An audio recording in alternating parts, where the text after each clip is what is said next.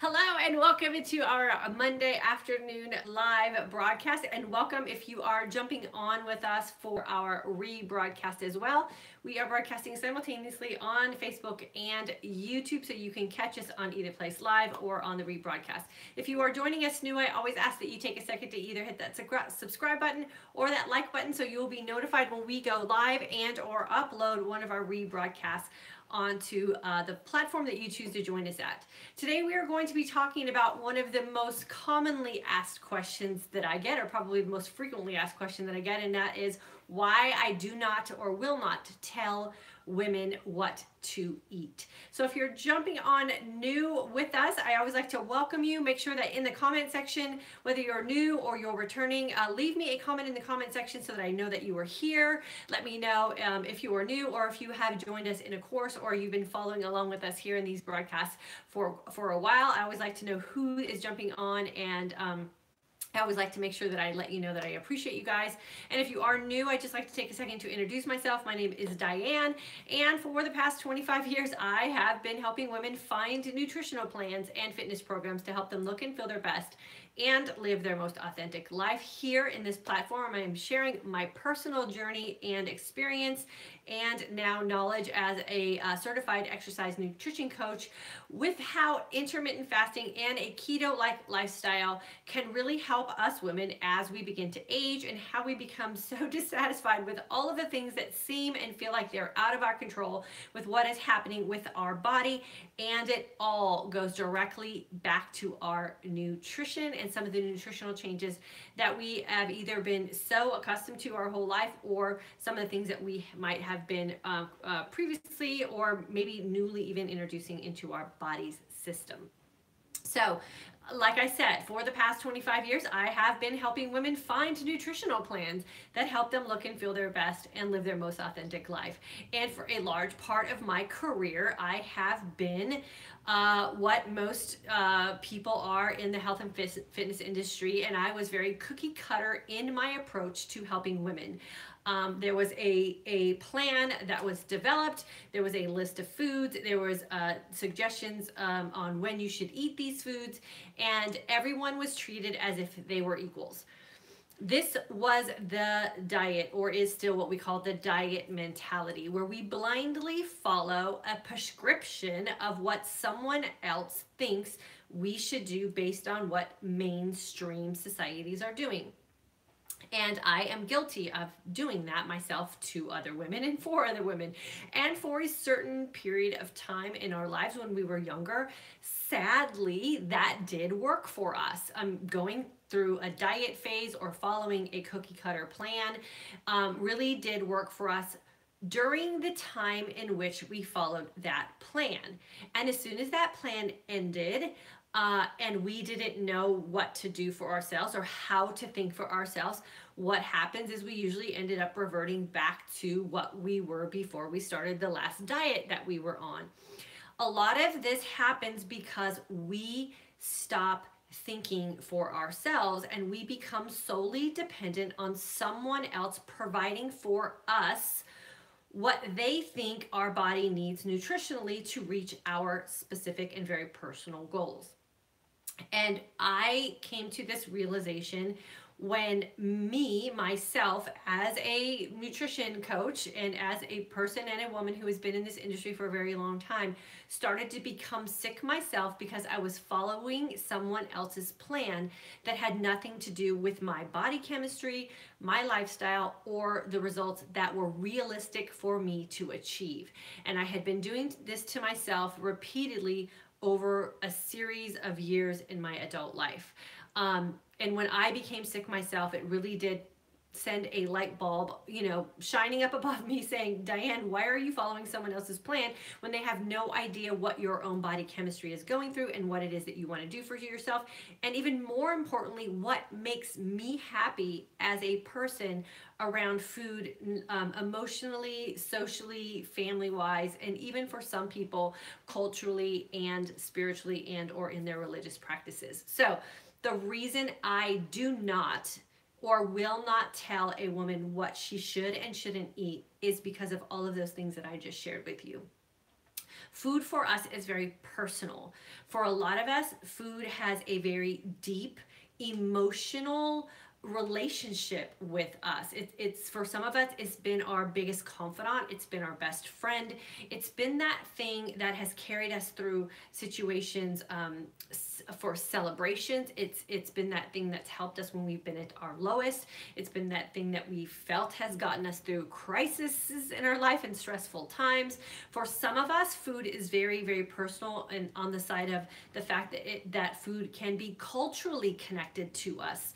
And there's very specific foods or categories of foods that we were raised on that is deep within us as a person because of cultural beliefs or upbringings. Food is also directly related to a lot of people spiritually and or religiously, and they have very specific customs or practices that food is involved in that goes deep in their family's heritage and or their spiritual or religious beliefs or practices.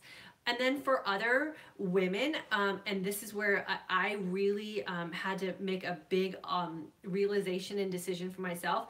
Chemically, food reacts in every body differently. And some people can get away with or really enjoy certain types of foods where other people might become sick because of it. And sick can vary in degrees of what that means to you as an individual woman. For some people, it could be an allergic reaction. For others, it can be an intolerance. For some of us, it's what is causing us to be so hormonally imbalanced or inflamed, or could have a direct relationship to some of the autoimmune disorders that a lot of women are facing today that, again, go back to nutritional choices.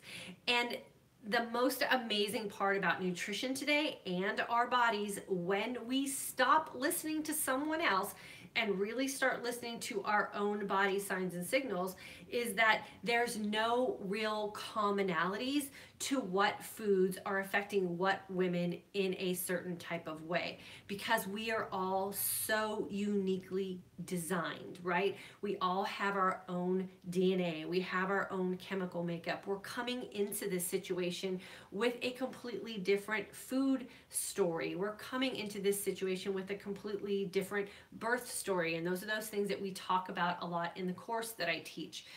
And so I really feel like it is not my responsibility, nor is it my right to tell a woman what she should and shouldn't eat.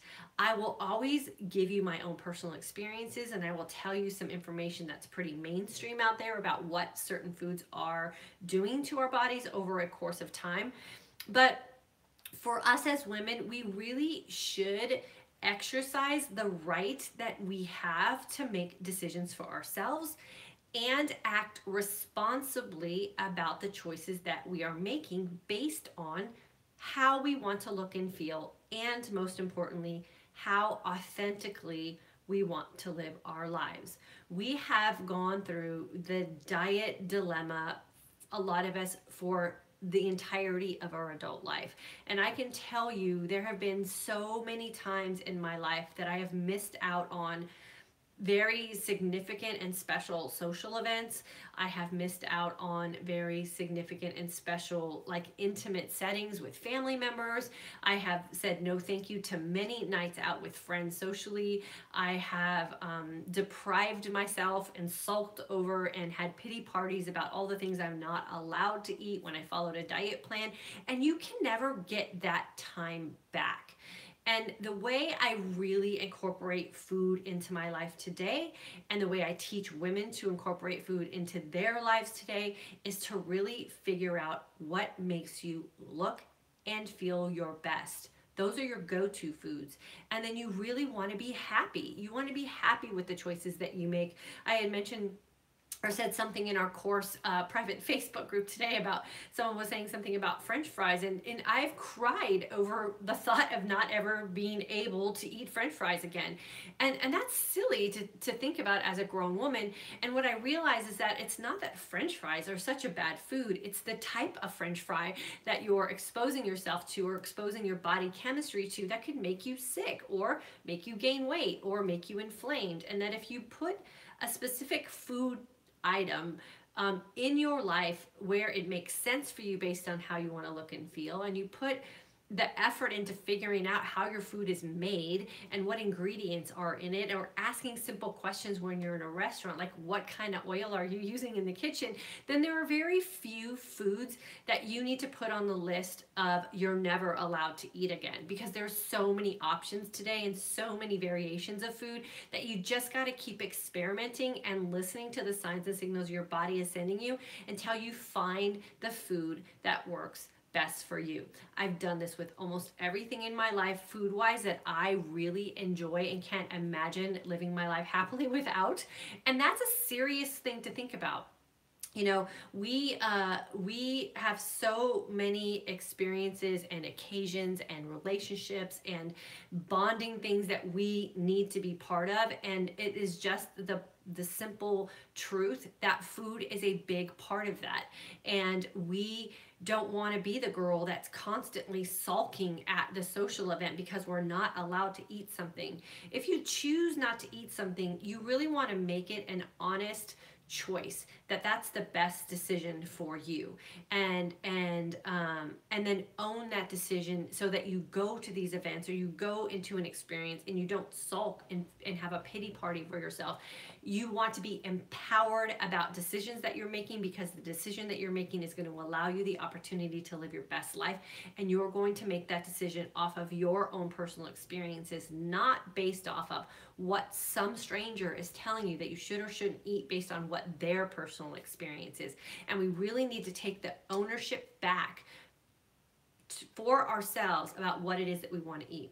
Oftentimes, and I know this is for myself as well, is that when I relied on someone else or a diet to dictate what I was putting in my body, it was really easy for me to get an out in those situations and blame someone else for the results that I wasn't getting because, you know, their thing just didn't work for me. And when you take the ownership and the responsibility back for yourself, then you can really start to be honest with yourself too about what it is you're doing in your life and why it is you might be stuck. Excuse me. We have put together a little worksheet for you guys. If you're on Facebook, just put notes in the notes section and you can get this delivered to you in your email box. If you're on YouTube, when this, there'll be a link in the comment section of this live broadcast. If you're catching this in the rebroadcast, the link will be in the comments section down below, the info section. And it's just a little 3-questionnaire type of thing to get you thinking about food and how food is fitting in your life. And are you using food as a crutch? Are you really so closed off and disconnected with yourself that you can't make good choices for yourself when it comes to food? There's so much information today out about what good food is, and we know what food is not good for us. So we can't use the excuse that we don't know. The information is there. Google it if you have a question. There's plenty of articles. We know now what the difference between processed food is and what really nutrient dense food is. So we can't use the excuse anymore like we're uninformed. We are in the information age. You can find out information about anything you want to find out, and then you have to run the test on yourself. You have to figure out if you eat something, how that is going to make you, oh thank you, look and feel. Thank you, my lovely assistant just brought me some water, so I'll stop choking. And then you have to be tuned in enough to yourself to know whether something is good for you or bad for you. There is no such thing as generalized good food and generalized bad food, because there are a lot of people out there that if they were to eat a tomato, they would be deathly ill. Like there are some people that just can't eat a tomato, but a tomato is considered a pretty nutrient dense food. And then there's other people that can thrive on tomatoes or potatoes or whatever it is. So you have to figure out what those lists of foods are going to be that you deem as good food for you, and then you have to have that list of foods that you deem as bad food for you, or food that you just can no longer tolerate. I also did a very freeing thing for myself over this past year, and I no longer label myself as a certain way of eating. So I used to claim that I was gluten-free, dairy-free, all these free things, and now I really just eat food that makes me look and feel my best. And I live a keto-like lifestyle, meaning that I'm very conscious about the foods that I put into my body, and are they going to give me the result that I want to have for myself so that I can live authentically. And authentically for me means, am I going to wake up in the morning and feel really good in my skin? Do I have the energy that I need to get through the physical activities that I want to get through in my day? Is my brain fueled in such a way that I'm going to be able to function as I start to age and as my hormones change? Do I want an inflamed body, or do I want a lean physique? And that was one of the big aha moments that I had this year as well, with really letting go a lot of the inflammation that I had in my body and identifying those foods that really inflamed me. So take yourself out of the box as well. Don't make your lifestyle around food so rigid that you feel like you have to follow a plan that's going to set you up for failure.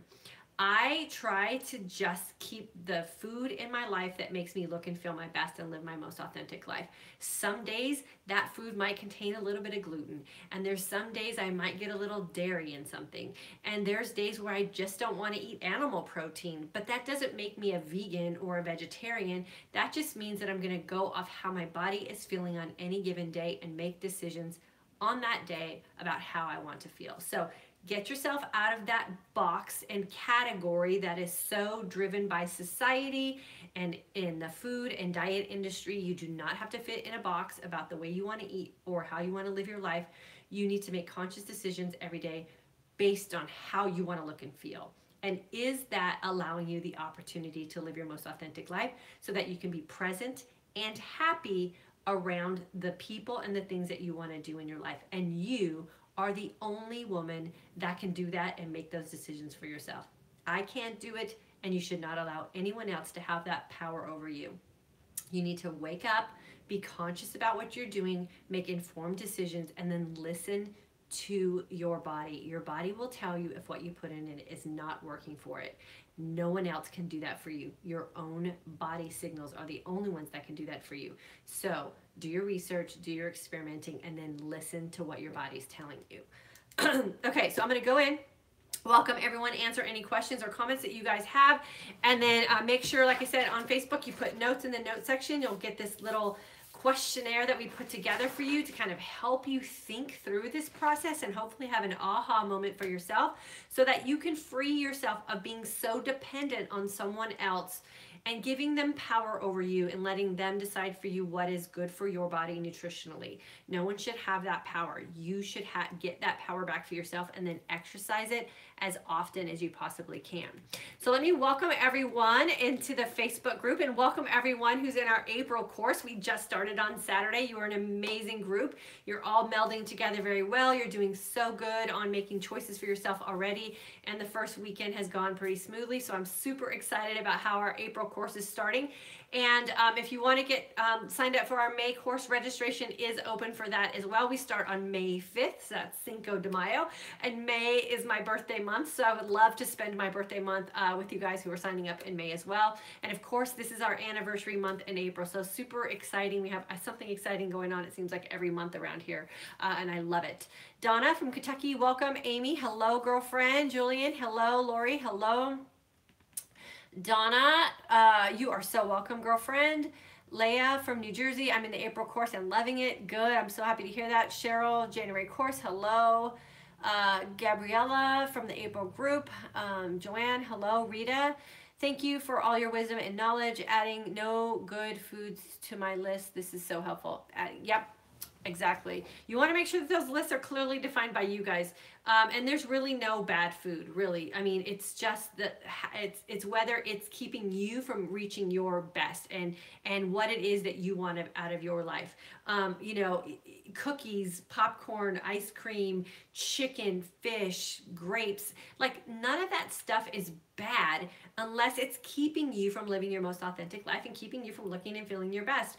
I try to avoid fruit as much as I can because of the sugar that's involved in it, but man, we sure do love a nice bag of grapes every now and then in our house. We just don't consume fruit the way we used to back in the olden days. When someone was telling me what to eat, I was consuming 2 to 3 servings of fruit a day, and it put me into a pre-diabetic state. So fruit is not necessarily a bad food, but it's a food that we put into our life with caution, and we place it in our life so that it keeps us sticking to our goals. So make sure you're aware of that too. You don't want to put something labeled so bad that you feel super deprived if you really enjoy it. Just understand what foods do to your own body's chemistry, and then put them in the proper place and the proper amount and frequency.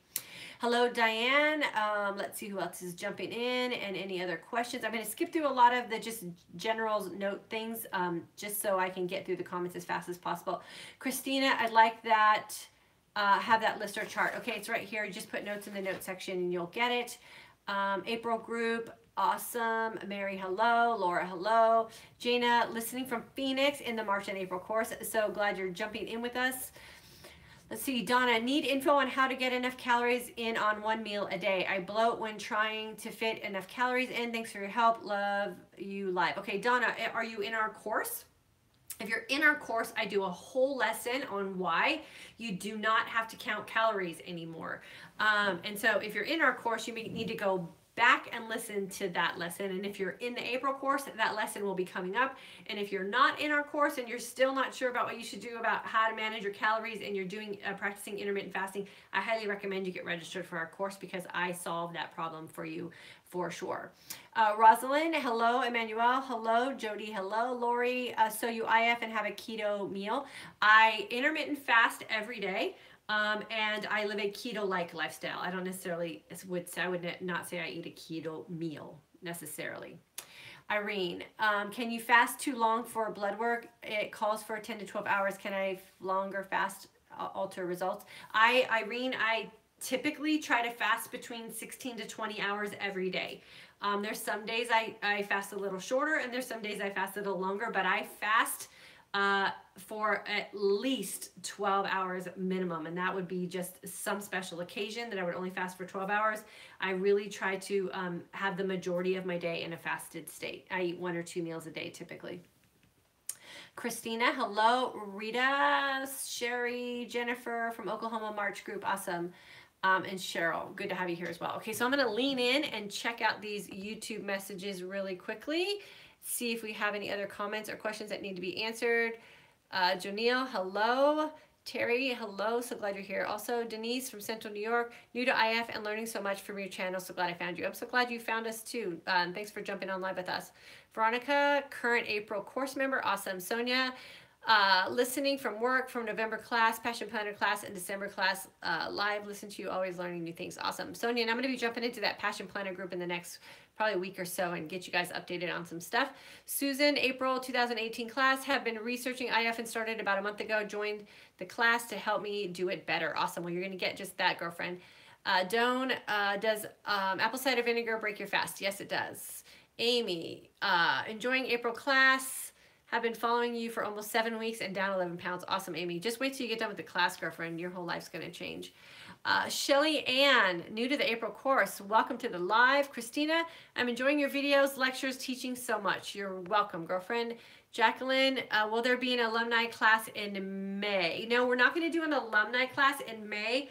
We're going to shoot for after Mother's Day, launching what we're going to call our level 2 course. And that's going to take you from this stage of intermittent fasting and living a keto-like lifestyle and take healing and healed women into the next layer, and some things that you can do, you can add back into your life, and some things that we can do specifically if you're an athlete, or you're wanting to do something specific in like the physical fitness area, or you want to do some stuff with your own physique, or have something specific that you're focusing on nutrition-wise. We're going to take that all on in our level 2 course. We're going to talk about supplements more and doing some other kind of fasting and keto type stuff. So that'll be called our level 2 course for now. We haven't had an official name yet, and then we'll be launching that in May. So keep your eyes out on your emails, and here we'll be announcing it as well. December and alumni, happy spring. Happy spring to you too. Michael and I were out in our backyard this morning. It was so nice. Kim from Carlsbad, I get why people are confused at first about what to eat, but it's not as hard as they think. I made it through a cruise without gaining or growing, I guess, is that what it said? Kim, a November course. Amy, April course. Karen, hello. April, December alumni. Christina, April class is awesome. Well, thanks for saying that. And you're only in your first weekend. Trina, just found you and learned lots. Oh, you're welcome, girlfriend. Debbie, hello. Di, hello, girlfriend. CC Sweep, I'm here. Our server crashed, so we can't work. Oh, good. I'm glad your server crashed and you can't work, but you can still get on YouTube. I love that. Let's see, Maria, currently in the April course and loving it. Oh, you guys, I love that you're loving the April course already, and we're only in our first weekend. It gets so much better, trust me. Christy, does it matter how many calories I eat during my eating window? We go over that in our class. Maria, I found that I have been using food for gratification so much that I've lost touch with which foods are not making me feel my best. I'm hoping that the fasting feasting journal will help. It totally will, for sure. So just make sure you write really good feeling notes in there, like how you're feeling and what your body's response to food is in there, and that'll help a lot. It'll help you identify what's not working for you. Trina from Canada, and hope to join course someday. I hope you join us too, Trina. It's great. Debbie, is there any difference in the new classes since January? Nope, not at all. Debbie, there won't be any new classes until May. So just hang out here with us on the lives and go back and watch some of the old videos and stick with your course material. You can go through that if you need refreshers, and then we won't have anything new till May. Tracy from New Zealand, jumping on with us. Happy to have you here. And then Amy, lots of love for your course and IF. Oh, thanks, Amy. I appreciate you saying that. Okay, so let's see Linda over here on YouTube, on Facebook. Sounds great. RE the level 2 course. Yeah, it's going to be a lot of fun. And I am currently in the middle of also finishing up a running coach certification. So I'm going to pull all of my passion for running and fitness overall. I used to be a certified aerobics and group fitness instructor. I think I've taught every kind of group fitness class there is out there, and my certification for exercise nutrition. And I'm going to put all of that together, and we're going to put all that into the May course as well. So I'll be able to help a little bit more specifically with reaching more specific goals for those of us that want to get there as well. Jennifer, snowing in Michigan, 70 on Friday. Nice getting outdoors for walking. Can't wait. Oh my gosh, girlfriend, snowing. Ooh, Michael and I were sitting out in the backyard. I think I got a little sun on my arms today. But yeah, the weather's crazy. I feel so sad for you guys on the East Coast and stuff. Jennifer, March grad, so happy to be in the community. Jennifer, we're happy to have you as well. September class, how do I get back into your class to review? Just go log into the course, just go back to your class link, go through your emails, you'll probably find it, use your email and your password, you can go right back in, the courses are still there. In general, how do you feel about stevia? I personally don't have any problem with stevia. Again, that's the thing. Some people have bad chemical reactions to stevia. They don't like it. I think stevia is that thing that you should use as a tool, and we often become so accustomed to using it as a crutch. You have to put it in everything once your palate, you know, gets a taste for it.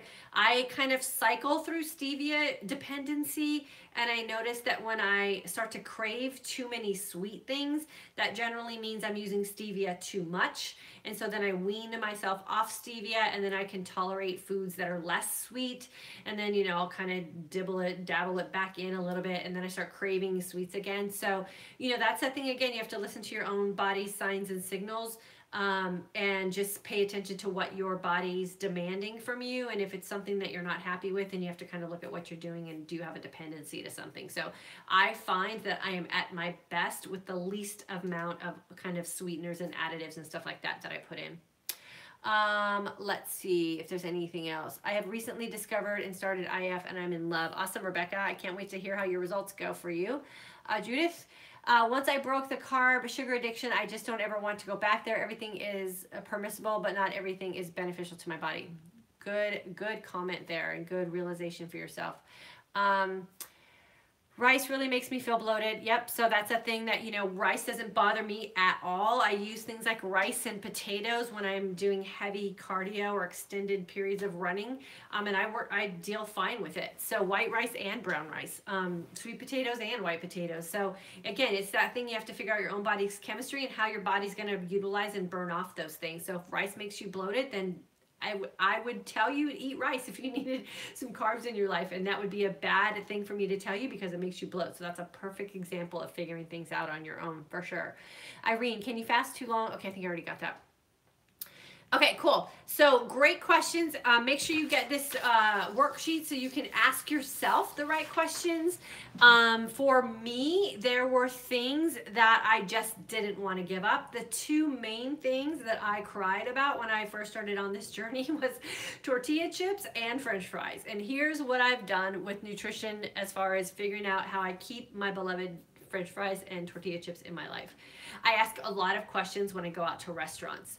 Soybean oil is that one thing I would say that if I am free of anything, it's soy, anything soybean oil, soy lecithin. So if it has soy, I don't touch it, I don't breathe it, I don't rub it in, I don't have it in my home. Because it is that thing that just makes me feel my absolute worst and kept me out of hormonal balance. So I have to ask questions when I go out to restaurants, and I love tortilla chips and I love French fries. So I ask, is it a real French fry made from a potato, or is it a potato that was broken down and then repressed together to form a French fry? If it's that kind of French fry, then generally it has soy and gluten in it, and it's probably cooked in a vegetable oil in a restaurant, and vegetable oil 9 times out of 10 is also soybean oil infused in there as well. So if I can get those questions answered and it meets my standards, then I'll eat French fries in a place like that. So a perfect example would be In-N-Out hamburger restaurant. They cut the potatoes right on the premises, and I know what kind of oil they use, so those French fries don't bother me. But if I were to go to a restaurant, let's say, and they had pressed French fries, like formed French fries, then I can't eat those because those generally have soy in them, soy lecithin, that's used as a binding agent. And then if I asked what kind of oil they had and they said vegetable oil, then I generally don't eat there either because I know there's some soybean oil in there as well. The same thing with my corn chips. I now actually, if I eat in a Mexican restaurant, if I'm planning ahead, I bring my own tortilla chips because I don't really like the way corn makes me feel anymore. And I found a great grain-free tortilla chip called from Siete brand grain-free chips. And so I will pull a bag of my own chips out at a Mexican restaurant or a restaurant that we go to that serves chips and salsa, because I want the salsa and I want the guacamole, but I don't want to feel bad. So I generally bring my own tortilla chips. And that's the process that you have to go through when you're figuring out which foods work for you and which foods don't. And then just knowing how often I can eat French fries and how often I can eat tortilla chips if I want to look and feel a certain way. And if I want to be confident in a certain style of clothes or in a bathing suit, then I eat less tortilla chips and French fries than I would if I'm going to maybe be in the winter months and wear sweatpants or leggings more or whatever. So you have to figure that out for yourself. But denying ourselves food that we love is just something that's just too sad considering life's too short. Maria, I hear you, Amy, but once I start eating, I find it so difficult to stop until I feel pleasantly full. Amy, may I have, let's see what Maria said. If I don't eat twice during my eating window, I find it difficult to fast 20 hours the next day, but I'm often not hungry for several hours after my first meal. Any suggestions? Yes, Maria, you probably don't have your hunger hormones balanced out yet. So that comes with time and consistency and really watching how many carbohydrates you put in your body or what type of sweeteners or filler foods that you're putting in that could be causing insulin responses in your body that you may not be connecting. So it's all about your hunger hormones. And your hunger hormones will fluctuate depending on what you do in that fasting and that feasting window. So time and consistency. And I really suggest in the very beginning that you tighten down the hatches a little bit more. And then as you get comfortable with your hunger hormones and as you get emotionally stabilized around food, then you can play with it a little bit. But you really have to get yourself into that healed state, both physically, mentally, and emotionally, before you can start playing around with carbohydrates and sweets and those kind of things. So hunger hormones are going to control that for you if you're feeling out of control in your feasting window, for sure. Okay, so thank you so much for jumping in with us. We're going to celebrate the anniversary month all month here in April. I'm super excited that Our community is growing with such amazing women jumping in with us. It is just humbling to me and exciting for me and Kara as well, all at the same time. And Michael, I know a lot of you are jumping in with us over on our IF Keto Family Life page, where we talk a little bit more about living a ketogenic lifestyle or a keto-like lifestyle. I hate to say the word ketogenic because people then automatically go to the diet, and that's not what we follow here at all. But we do talk about what we do a little bit more with our family over there, so make sure you follow us on that Facebook page. If you want the notes, put notes in the notes section, or a YouTube, make sure you click the link. And then if you're interested in jumping in with us for my birthday month course, which will be in May, definitely feel free to click the link in YouTube or Facebook where we have our course information available, and we would love to have you jump in with us. I'm going to sign off for today. I will join you guys again here Wednesday, 3 p.m. Central Standard Time. It will be our last Wednesday broadcasting from home before we leave for our big Mexican vacation next week, where we will try our best to broadcast live from Mexico as well. So if you can join us on Wednesday, I would love to have you. Always feel free to jump into the rebroadcast as well. We always make sure that these videos are posted immediately after we jump off, so that you guys have the opportunity and flexibility to rewatch them or watch them at your own convenience. Have a super fantastic Monday, and I will see you guys around.